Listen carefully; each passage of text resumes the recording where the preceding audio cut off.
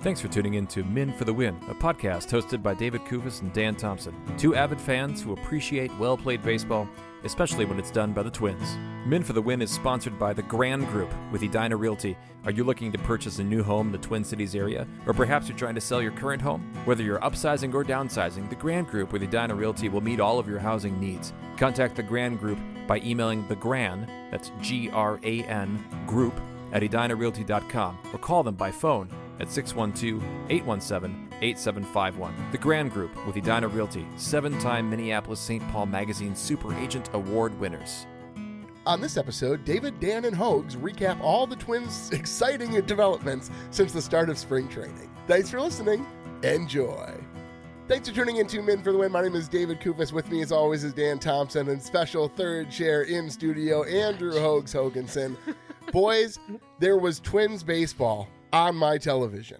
I watched it. It happened. It was great. Now, granted, the game that was the most interesting to watch was not televised, of course. And so we got the game with all the scrubs and the guys who were just there to fill out the spring training roster. But still, there is some joy in our lives again, boys, because of baseball. It's crazy. I had to get the free MLB TV up and running now because we're ready. I mean, it doesn't feel like it because it was minus 45 last week, although now it's 50 again this week. So who knows why we live in this hellhole. But it is great that baseball is back. I'm starting to feel it in the air. I'm ready to go. And it's only been a week or so since we talked, and yet all of these things have actually happened. Now, none of this is earth-shattering, though. Well, maybe the thing about the ownership that we'll get to is a little bit, at least shattering of our souls in the short term. But so we're going to talk through the Twins news and moves. We're going to talk through MLB testing the automatic strike zone system, and then just various things around the league. Normally, we would have a different format. We have segments that we go through each series.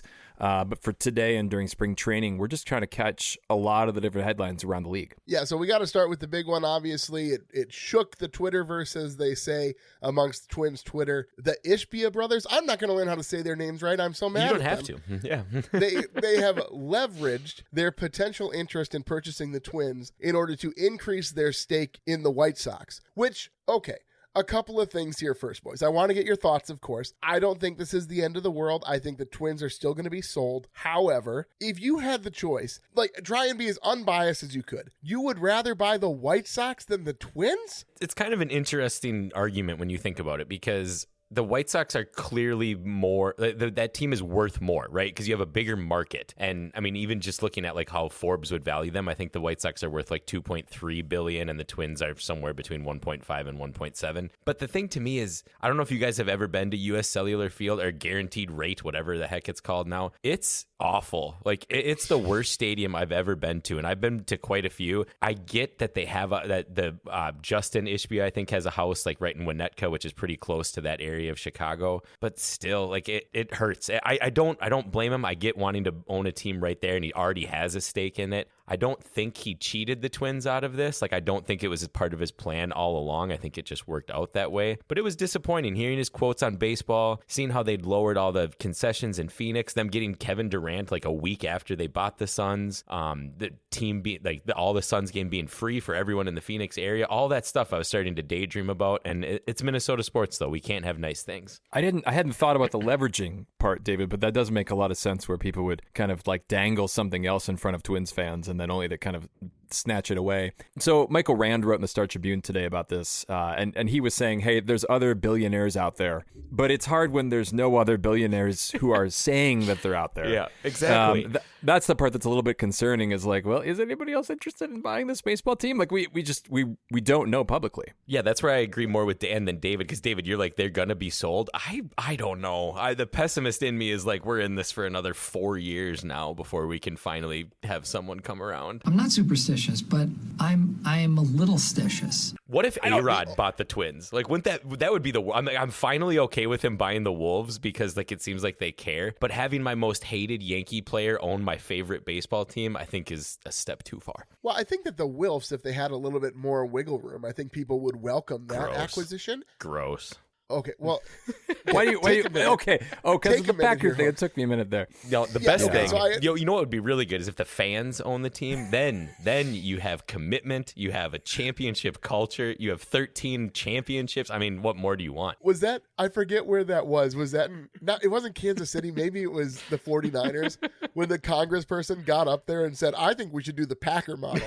And everyone's like, that's Like not the whole thing. country? Like we should no, all... like the state would I see. own the team, like the fans would own it, and it's like, what are we like? Everybody's like, okay, everybody just moves on. But I just think that if the Pohlads don't sell at this point, the only thing that gives me a little bit of doubt is the extra money that the Pohlads were willing to give to Levine to spend here. Yeah. Granted, not a lot of money, right? We're talking like $10 million they let him spend. But still, if you were selling the team, would you give him anything? I would think not. I think we talked about this, that Thad Levine is a really good salesman, though, and he has the ear of King Pohlad, I suppose, in that sense. And so, there's an argument to be made that you're increasing the value of the team if you are a little bit more competitive going into the season. I think what that tells us potentially is they just think they're not going to sell it before some baseball is played. Yeah. And so maybe that's the hope, is that they can play pretty well for, during this selling process. It does not speak to me to the whole season as much as that. Do you think that maybe Levine called the Pohlads and said, I'm going to sign Harrison Bader, but when I sell him back next season, I'm going to keep the profit? Do you think that happened?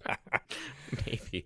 Like, who else is rumored to even be interested in this team, though? Like Mr. Target? Like, I don't know what we're is looking at. Is that the name of the owner of Target? So. Is Mr. Target? Hoges read about the Waltons one time, and he's like, so every store is just sort of named after the people, right? Sorry, the Mr. CEO, Tar, for the record, is Brian Cornell. I don't know anything much about him, but yes, he is the one who owns it, according to Google, anyway. You would think if he's willing to put the name on the stadium, you think he might have interest in ownership. Yeah, Why doesn't not? seem like that big of a step. You would think so. Dude, yeah, whatever. I don't Just know a lot of increase billionaires. That red card percentage to like 6 or 7%. No, I mean reduce it to like 4 or 3%. Oh yeah, nobody will be that mad about it, and then you can buy the Twins. That's a great deal.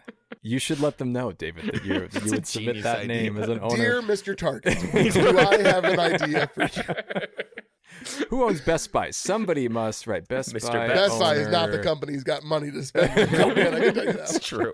Dan's like, I'm still holding on to my Blockbuster stock. Let's try and segue out of that.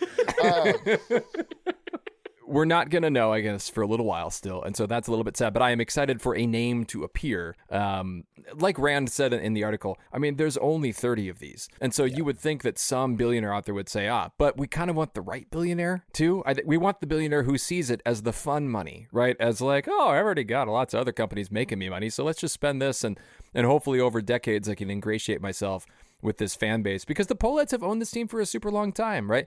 And so you would wonder, like, are we going to get another owner of this team who is like that, who's generational, or a little bit more transactional? Though I guess the Pohlads, you could say, are both. It does seem like the recent trend in sports teams that are being sold is the fun money kind of type. Like, you're not really seeing they are making money, don't get me wrong, but it's not like it's less of an investment. You're getting more of like the Steve Cohen types, or like it's just, maybe that's the one case that's just in my head the most right now. But like these guys that are buying these teams are spending money, which, knowing Minnesota sports, we will get the one guy who doesn't and is like, I'm sorry, we have to fire half the staff the first day because it was more than I expected. Like, you're talking in the billions. Like, you hope that, like, two people making $40,000 a piece, I hope they're not like, well, those are the jobs that are really that's what we need, the ones that are hurting the bottom line. Well, one thing that we didn't touch on before was another signing, actually, that the Twins made was veteran right-handed pitcher Erasmo Ramirez to a minor league deal. It's another arm, I suppose, for the bullpen. It's the same as all the ones you guys were talking about before, other than Harrison Bader and Ty France. Like, half the time I listen to the podcast and I have to Google the name you just said because I'm like, who? When? What? Sounds like a Minnesota Twin already. Yeah. I know. He had a good year in 22 for the Nationals. He had 60 appearances, an ERA of 2.92. But then you look at last year, where his ERA with Washington and with Tampa was a combined 6.41.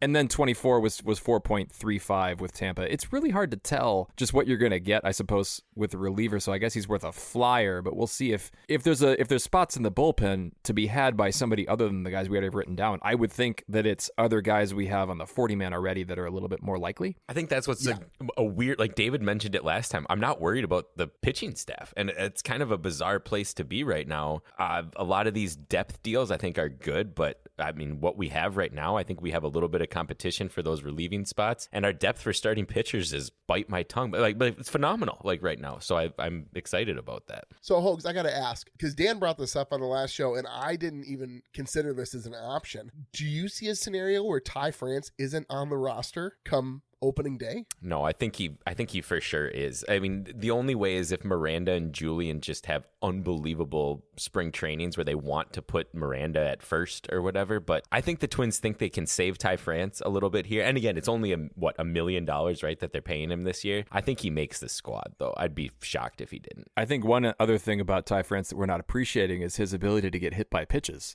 And I think he's gonna fit right. There was a whole article about Willie Castro and Matt Wallner literally asking him for advice on how to do this better.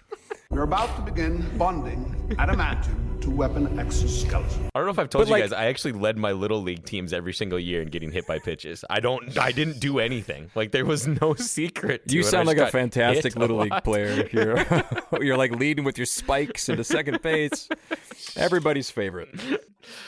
We do have to mention too that the Twins' top prospects or one of the top prospects, Emmanuel Rodriguez. What he about sprains Wally? his ankle. You just forget right about Wally. I mean, my goodness. Wally It's one of the best prospects. In the last episode, when I was listening back, I sort of missed it the first time when Dan called him Wally Jenkins, and I sort of forgot that was a whole bit last season. But anyway, Emmanuel Rodriguez, he sprains his ankle during drills. He's going to be out for 1 to 2 weeks. Now, granted, there's not a real shot that he was going to make the roster, but it is a little bit of a bummer that he's going to miss out on some of that major league time in camp. Yeah, you would hope that this is just not one of those giant setbacks. I mean, the history of ankles, I guess, with this team is not necessarily great. So you're such a Twins fan right there. A minor sprain. It's 1 to 2 weeks, and Dan's like, he's probably out for the year. But hold on, did you hear about Kirill Kaprizov now and how his groin is going to keep him out for months? Yeah, and they don't even know if he's going to be back in the regular season. No. But hey, now we can do that stupid LTIR thing or whatever that the Knights do every single year. We're going to get some massive name at the trade deadline, and then we'll get his $9 million off the books, and we'll win the cup. All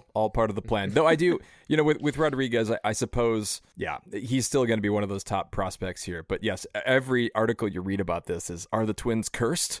Another one goes down. I mean, the curse is broken, boys. Okay, we won a postseason game. People forget, and feel like it was. That's also ago. The most Minnesotan thing. All right, fine. Well, won a postseason It's like series. the Red Great. Sox beating the curse of the Bambino because they won a wild card play-in game. Yes, it's done. I gotta be honest, boys. That's really the threshold we should be. You're right. You're not wrong. I agree. You may make fun of me. No, and I'm you may agreeing. say it's Minnesotan, but no, that is just the way things have to be. Just sad about it.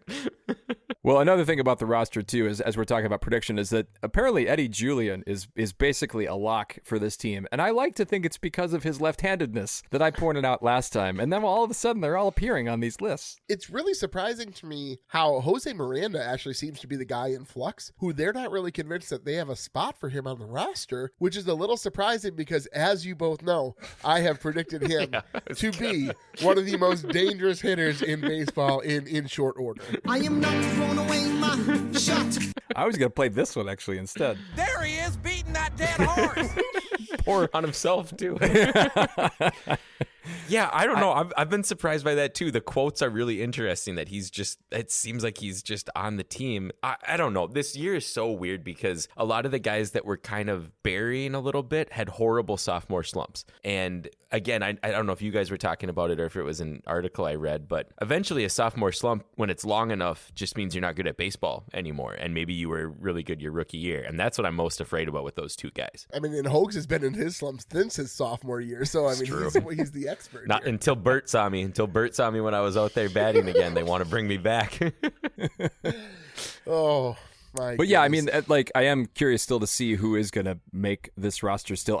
I say this every year. I would love for somebody to like appear out of seemingly nowhere and win it. But the guy who maybe who would have been that was Rodriguez, right? And so, like, other than that, I'm not inspired by any of the other guys on the 40 man as far as the bats go. Like, I guess we're waiting still for that next wave of guys, Luke Keeschel and obviously Wally Jenkins, like, to come up. And I think that's a big reason why we are going to probably see those guys at some point this year, because I'm not inspired by Camargo or Kersey Jr. or Gasper or Cartaya. Like, these are not names you're thinking. And maybe Cartaya would be the one, Dave, because you pointed out he used to be a big Dodgers prospect. But yeah, I think he has a chance just because of the way that our catching pool is currently organized. And this is a dumb way to think about it, but we've done pretty well with trades with the Dodgers. So I just think that there's a chance the Twins have a chance to make something out of him. It's just like you keep talking about like a guy showing up at spring training and earning a spot. When was the last time that happened on the Twins? Like, I would love to see it too for one of these young guys, but I feel like the Twins don't even really do that. Like, even when guys have stud springs, they're still going to AAA for a while, and then they'll eventually call Willie him up. Castro kind of did that, but I think that was because he could play 12 positions on the field, and Rocco just thought, I can use this guy. No, but you're not wrong. He did turn it around quite a bit from where he was the year before. Maybe there's a guy like that. I wanted to bring up another thing. So apparently Rocco Baldelli has taken to heart the 12 and 26 finish or something like that at the end of last season, and has changed the routine for position players, which I kind of summarized the article from the Star Tribune saying less leisure and less choice and more like do what I say. And I have a hard time seeing Rocco being that like assertive with what they're going to do. I'm just curious, like, is this a meaningful thing that they're trying to work harder, I suppose, during practices and things like that? Wax on, wax off. Can't you just see Rocco out there having the guys hold the gloves up? I think it is meaningful. I actually do think it is meaningful because they're trying to get them into more of a routine, being a little bit more disciplined. Like, the Twins lacked some fundamentals at the end of last year, so I think that's a good sign. The one part that really ticks me off about this, though, is remember when they went through that huge slump a couple years ago, and then the new hitting coach came in and was like, oh, you know what I started doing is I started having the players play an active role in determining like what they were going to do. Yes. And we're all going to do it together. That's what Correa was talking about what this is. They all have to take batting practice outside now instead of in the cage. So they're all working through it together and talking through it together. And reading the article, I was like, didn't we already learn this lesson? Why is this coming up again? So that part annoyed me, but the rest of it I think I'm good with. And frankly, I'm good with them doing that again. But like, why weren't we still doing that? What did we forget? It's really frustrating to imagine. You would think, like, when I go to work, Hoges, and I'm in office, Dan, and I'm in my cubicle, right? Like, I used to have a whole bunch of walls. I loved it. And then my work said,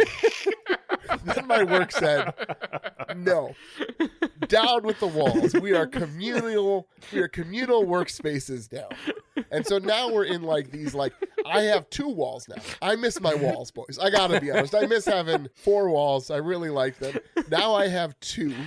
And like anybody can just talk to me whenever they want.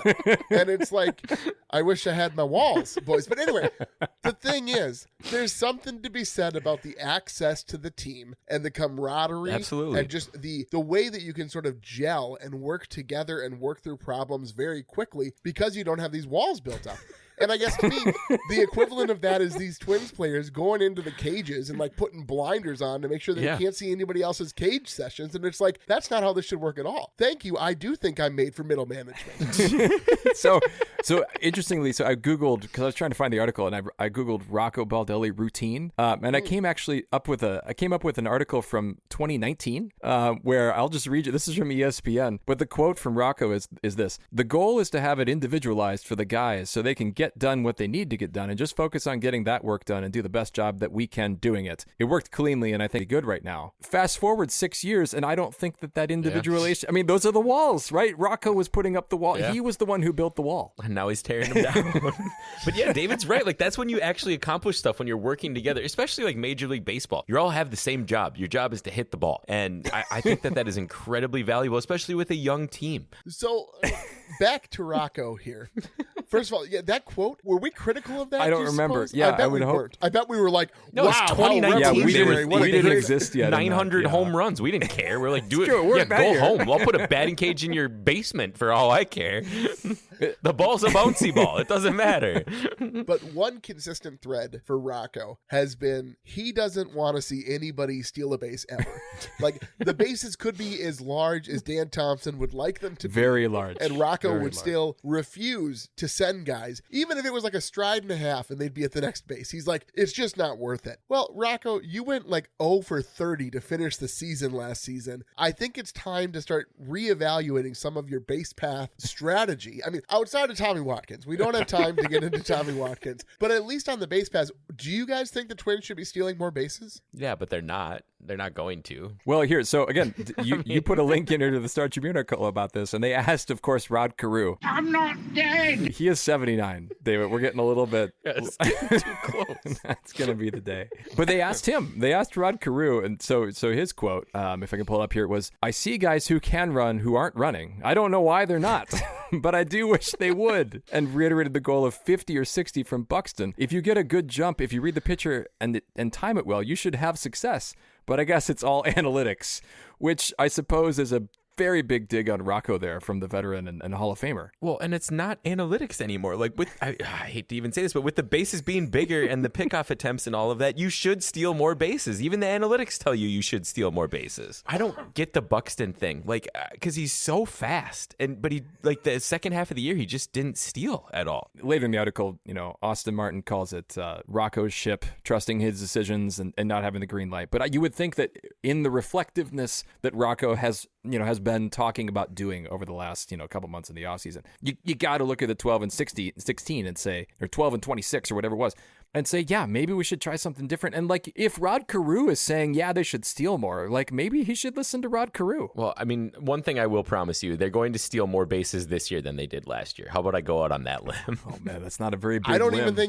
even think that's accurate necessarily. They stole like 30 last year. I'm pretty sure it was they like... finished last in this category every single year. Yeah, the number was actually 65, but it was the fewest in baseball. Giants had 68, Braves had 69. Those are the next teams. And then at the top, the Nationals. because of Acuna. The Nationals Being 223, the Brewers 217, the Reds 207. Now, 200 of which were yeah, Yankees. exactly. Yeah. So you would hope it's more exciting too. It's a more exciting play, and like you said, How many did Ohtani steal last year? His was outrageous too, wasn't it? yeah, Ohtani was second in the league with 59. De La Cruz had 67 insane. of them.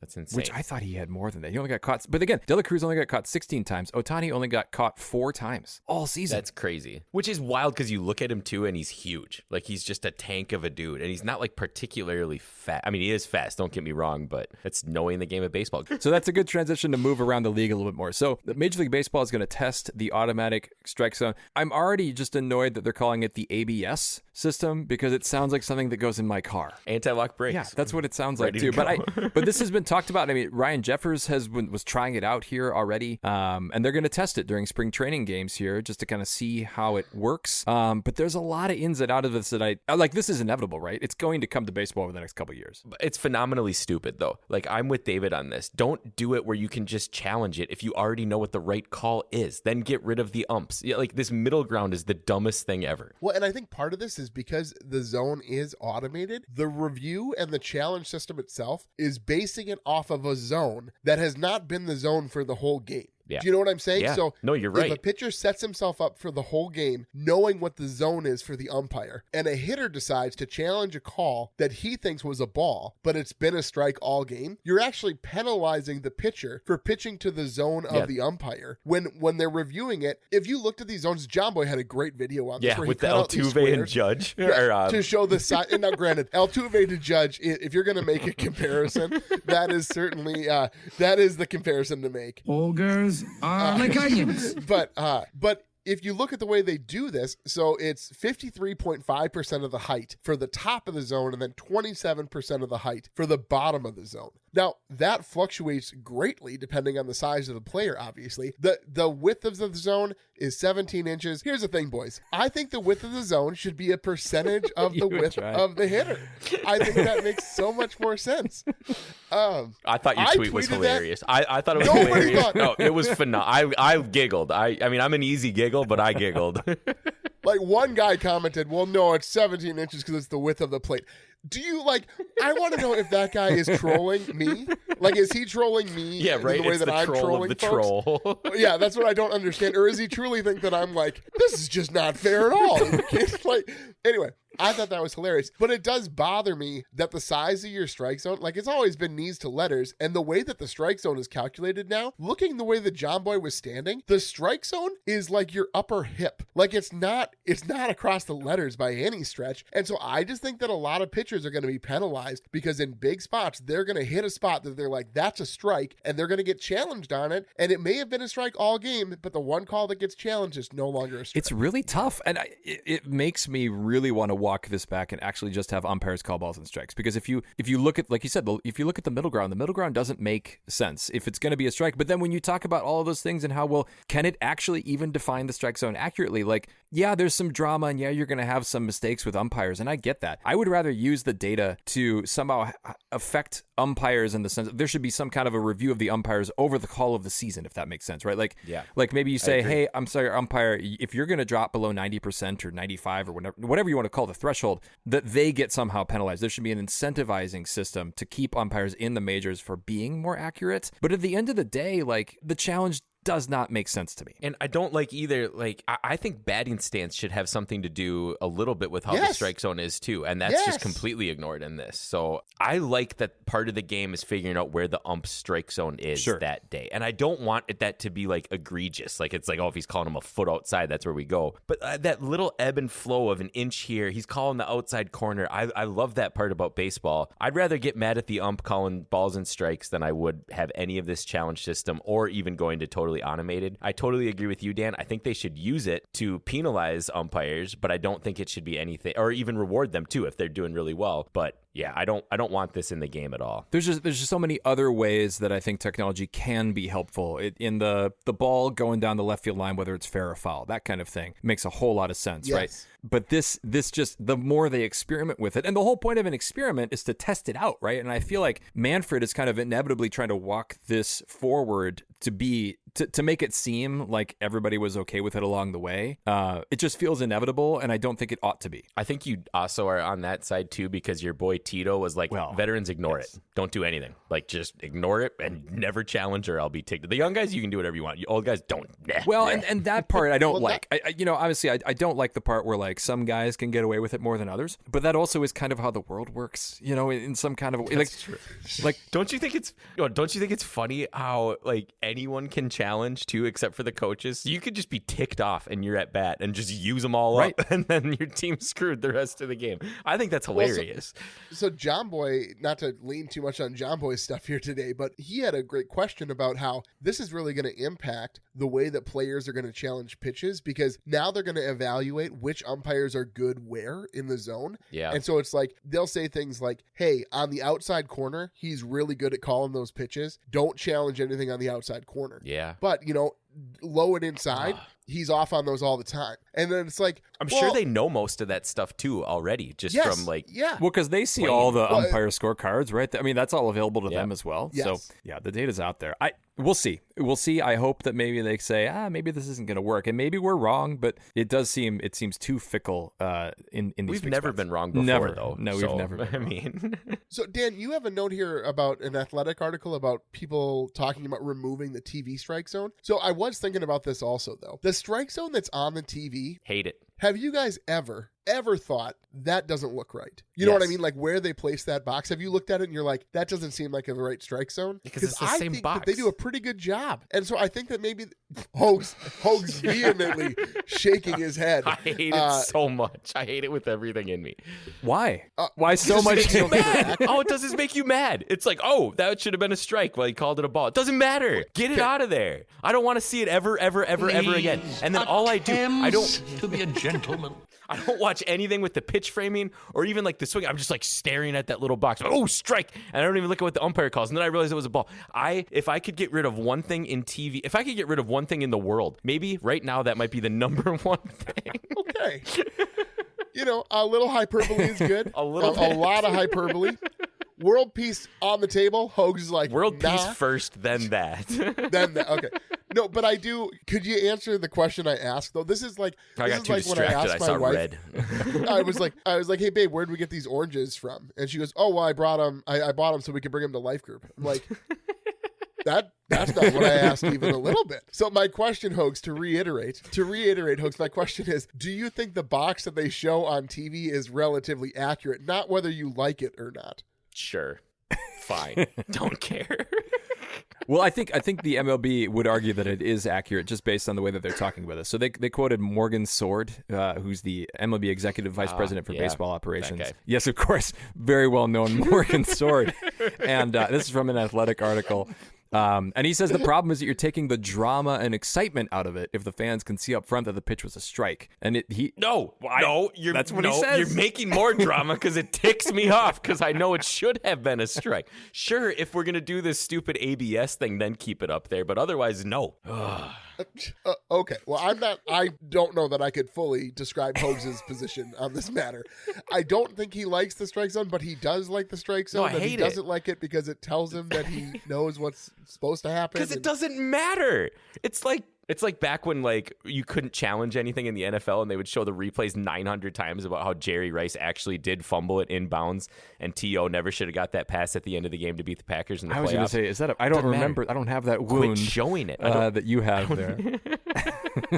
Okay, boys. I think we spent more than enough time here. Let's go some more news from around the league. First of all, we have listener Andy, big fan of the show, been a big supporter from the get-go. Now I understand Dan, this note. in the Sorry last about episode, that. Yeah, I see. Andy is a Cubs fan, so he was very offended that you attributed the management position of the Brewers to Craig Counsell when he, in fact, manages the Chicago Cubs. My apologies. That's totally wrong.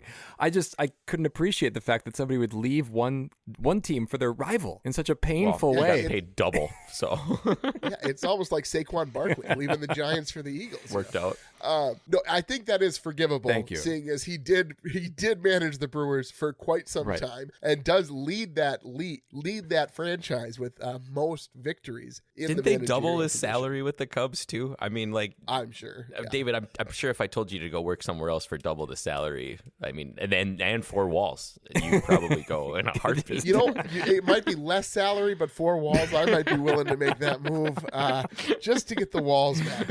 A couple other notes here. The Arizona Diamondbacks hit a bases clearing sac fly against the Rockies, which sounds like something the Twins would do, honestly. If you watch the play, the fielder plays it really well, and then he throws it to absolutely nobody. And the bases, like, everybody is tagged because it's deep to, like, right center. And so everybody's moving up a base, and then they just don't stop. They just keep moving because the ball is never anywhere near the infield. Would that play have happened in a major league, like a regular season game? Like, is this like a scrub That's outfielder? always the question. I mean, you guys have seen the play of the Cubs guy or Javi Baez or whatever when he's safe at first when the guy just doesn't step on first. So anything can happen in a baseball game. That's my favorite clip of all time when the announcers are like, "Keep going, they can't see you." John Cena. Yeah, right. So another note here: Juan Soto gifted Brett Baty a car for his number with the Mets, 22. And all I can ever think about when this happens is Eddie Rosario when he refused to give Josh Donaldson the number 20. I love it so much. And then that segues so perfectly into Eddie Rosario, who signed a minor league deal with the Dodgers. He hit the first home run of the season in spring training. Can you believe it, boys? I mean, if you can't be romantic about baseball, David, what can you be romantic about? Eddie Rosario, look at that. Hey, did you guys see who hit the first homer for the Twins today too? So I mean, we're looking good. The man's Royce. back. Oh, that's right, Royce did. He's the one. See, you hope that's the sounder we're going to be playing, Dan, but so often we seem to be playing this one. You were the chosen one. It's his year. This has got to be the year or next year. I mean, like he probably we'll see. Small sample size. Yeah, exactly. 162 games. One of these days, we'll get a proper sample size. We'll know what to expect out of Royce. But last note here, boys. I'm sure it's going to be controversial. We have to talk about it. Everybody's talking about it. The Yankees have changed their facial hair rules. So now they will allow well-groomed beards. Folks, if you weren't familiar with this before, the Yankees have a very strict policy when it comes to facial hair. You can have a mustache, but no beard beyond a 5 o'clock shadow. And now that is out the window. Part of this, I think, is because they they signed a new closer who looks ridiculous without a beard. And so they you can see these photos and you see this guy has not had a clean shaven face since maybe the 6th grade. I mean, he did not look. Well, we're not talking about Luke normal. Weaver, right? Because he looks like a child. No. Who are you talking about? It's Williams. Or Devin Williams. Okay. Closer. Yeah. Devin Williams. Williams. From the Brewers. Yeah. From the Craig Counsell's old Craig team. Counsell's Brewers? Yeah. One of them. Yeah, I can't quite remember. So, okay. I'll save my thoughts. I want to hear your thoughts. I realize that we're talking about the Yankees. I know. Let's start there. And as much as we hate the Yankees and as much as the Twins, all rise can't for seem to figure Dan's them- Judge Love. It's the only Yankee center we get. Yes, but you have to admit, unless you're full-on delusional, they are a storied franchise, perhaps the best known in all the world, for sure, from baseball's perspective. Maybe not in all of sports, obviously. It's not like Messi or Ronaldo. Those are the 2 soccer names I know. I just needed to make sure I got those. And Paul Landon Mullins, because I Donovan. watched that Welcome to Wrexham You show. just said We Landon got Donovan. Super Paul Oh Mullins. my gosh, yes. Okay, that's all of the soccer knowledge Dempsey. I have. But anyway, so you do have to admit, obviously, the Yankees Julie have a lot Fouts. of history. So all I'm asking is what you guys think about this tradition, this long-standing tradition since the mid-'70s. What do you think about this? I'm a little sad. I kind of like the idea that somebody would uphold tradition, but that feels very old man-y. I shouldn't care. But I care a lot. The more and more I thought about it, I mean, ultimately I don't care, but I care, if that makes any sense. It's kind of frustrating. It's one of the cool quirks about baseball that the Yankees are supposed to be clean shaven. And I was explaining this to one of my friends just right after it happened. And I was like, it was so fun back when the Yankees used to play the Red Sox and you had Johnny Damon, who just looked like a caveman, and then all of the Yankees, and then Johnny Damon switches to the Yankees and all of a sudden looks like he's 7 years old. And I was showing her pictures of him and she's like, that's hilarious. And I'm like, yeah, it was just kind of one of those cool things. The Red Sox looked like a bunch of homeless guys and the Yankees are like the prim and proper team. And I'm rooting for the Red Sox to beat the Yankees. It's kind of a sad deal, but I understand it from the Yankees perspective because I guarantee you they lost free agents over this beard law. There had to have been a guy. I was just waiting for a moment. There had to have been a guy, though, who was like, yeah, I'd rather not shave my beard. I'm going to not go there. Nobody would say that. Nobody would be like, I'm not signing with the Yankees because I can't keep my beard. I don't know. I guarantee it. But I love that baseball has these dumb things. It is dumb, don't get me wrong, but it was a fun, dumb thing that they had to be clean shaven. I am curious to see what guys are going to look like with a beard. Or that was my first thought was, what is Aaron Judge's facial hair going to look like? I don't think he can grow anything. Maybe I feel like he's a stand-up guy. Then he will be clean shaven. he'll keep the company line. Are guys already growing beards? Is this something that they've seized upon? Here's how I take it. I think it's a really cool tradition, and I think I can understand how some guys might be frustrated by it, but I think there is something to be said about playing for the Yankees, that it's so recognizable. It's seen as an honor for many of these guys growing up who saw the Yankees as the threshold, the top of the top. I mean, that's the team that you grew up seeing, hearing. That's what you know. And part of that is the responsibility to keep up the traditions of the team. And I think that as silly as the tradition may be, we have a lot of traditions in our family that don't make a ton of sense. And I like how it's always like people always say that traditions are just their peer pressure from dead people. It's like traditions are. But That's true. I think that there's something to be said about the Yankees that set them apart in a more professional way. Now, granted, don't get me started. There's been a lot of guys who played on the Yankees who are anything but Didn't professionals. Josh Donaldson play for the Yankees? Yeah. Yeah. I wasn't even going to say his name, but that was the first name that came to my mind. And that's when I had A-Rod as an option, which is so amazing to me. But I just think that there's something sentimental about a tradition like this that I think will be kind of lost. Like when a young guy comes up and he makes the roster for the Yankees, and maybe he is a guy who had a beard and he has to be clean shaven. I'm a little bummed about it because I think it's a cool tradition. As silly as that may sound, as unimpactful as it may be, I think those are the types of things that we need to keep holding on to that make baseball just that much more unique than some of the other sports that don't have the historic traditions and history that baseball has. Yeah, umpires who call balls and strikes. things like that. Right? Dan, I'm getting more and more old, I man, know. at my age here. I can't help it. Like, especially the way they've gone about this automatic strike zone. Yes, I think that there's something to be said about the good old game here, boys. Well, I think that's probably as good of a way to end this as any.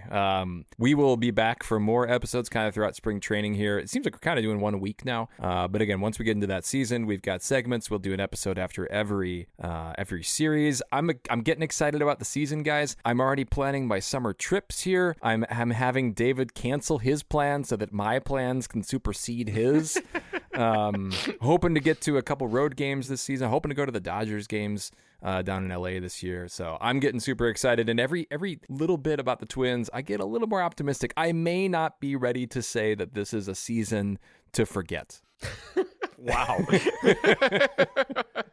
Not how I saw that ending. Yeah. Me either. I was ready to get like, yeah, let's go. Well, thanks so much for joining us, Hoges. If you wouldn't mind of doing the honors of sending us out. Well, folks, if you like what you hear, please tell a friend. You can follow us on X at Min for the Win and find our Min for the Win Facebook and Instagram pages. Make sure you're subscribed to the podcast on your favorite podcast platform so that you're notified when new episodes are available. And if you could leave us a rating or a like, we'd greatly appreciate it. If you'd like to support the show further, you can find us on Patreon. Link in the description. Thanks for listening, and as always, go Twins. That'll wrap up another episode of Min for the Win, a podcast hosted by David Kufis and Dan Thompson, two avid fans who appreciate well-played baseball, especially when it's done by the Twins. Thanks so much for listening, and as always, go Twins.